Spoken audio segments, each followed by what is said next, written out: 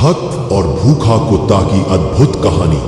जब भगवान ने लिया श्वान रूप। कहते हैं सच्ची भक्ति वो है जिसमें न स्वार्थ हो न अभिमान, बस समर्पण हो। पर क्या भगवान वाकई हर जगह है?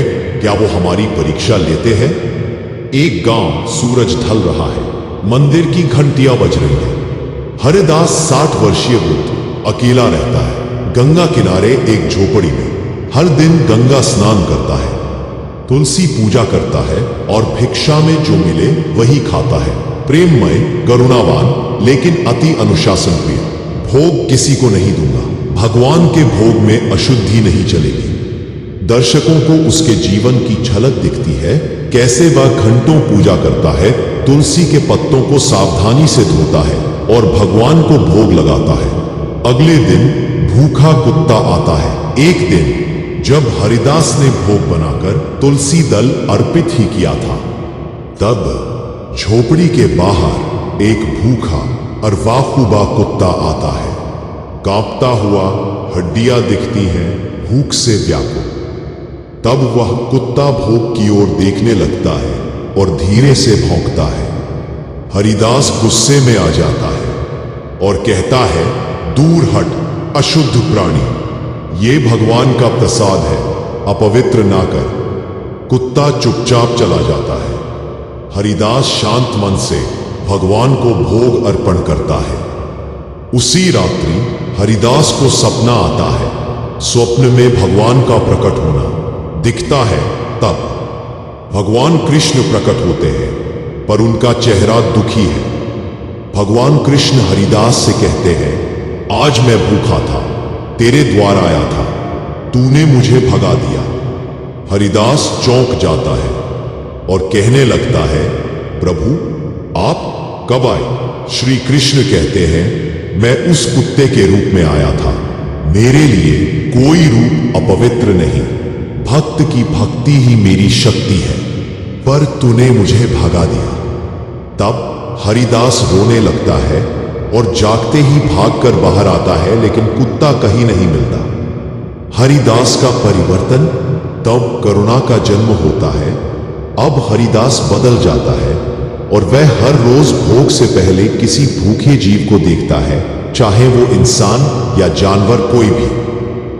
तब वह उन्हें प्रेम से भोजन कराता है और फिर भगवान को भोग लगाता है। गांव वाले उसका मजाक उड़ाते हैं और फिर एक दिन हरिदास देखते हैं, वह कुत्ता वापस आ जाता है और भगवान श्री कृष्ण पुनः प्रकट होते हैं। तभी हरिदास उस कुत्ते को गले लगाता है। उसी क्षण एक दिव्य प्रकाश होता है और कुत्ता लुप्त हो जाता है और वहां श्री कृष्ण खड़े होते हैं। तभी श्री कृष्ण कहते, हरिदास आज तूने सच में मुझे भोग अर्पित किया है। अब मैं तेरे द्वार से कभी नहीं जाऊंगा। और ये बात सुनकर हरिदास की आंखों से आंसू बहते हैं। गांव वाले दंग रह जाते हैं। कुछ दिन बाद हरिदास एक संत बन जाता है। गांव का हर व्यक्ति अब पहले किसी भूखे की सेवा करता है, फिर भगवान की। ये कहानी हमें यह सिखाती है कि भक्ति सिर्फ घंटी बजाने से नहीं होती, बल्कि जब तक किसी भूखे को अन्न, किसी दुखी को प्रेम नहीं दोगे, तब तक प्रभु की थाली अधूरी ही रहेगी। हरिदास मुस्कुराते हुए एक प्याले में दूध एक भूखे कुत्ते को पिला रहा है। अब भाग 3 की कहानी जरूर देखें। हरिदास अब गांव का आदर्श बन चुका था, पर जहां भक्ति होती है वहां परीक्षा भी आती है। इस बार परीक्षा सिर्फ हरिदास की नहीं, बल्कि पूरे गांव की थी।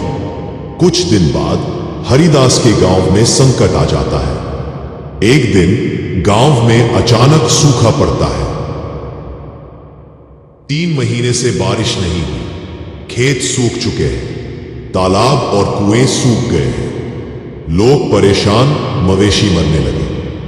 तभी गांव वाले भगवान को कोसने लगे। गांव वाले कहते हैं, हरिदास रोज भगवान की पूजा करता है, फिर भी हमारे साथ ये क्यों हुआ?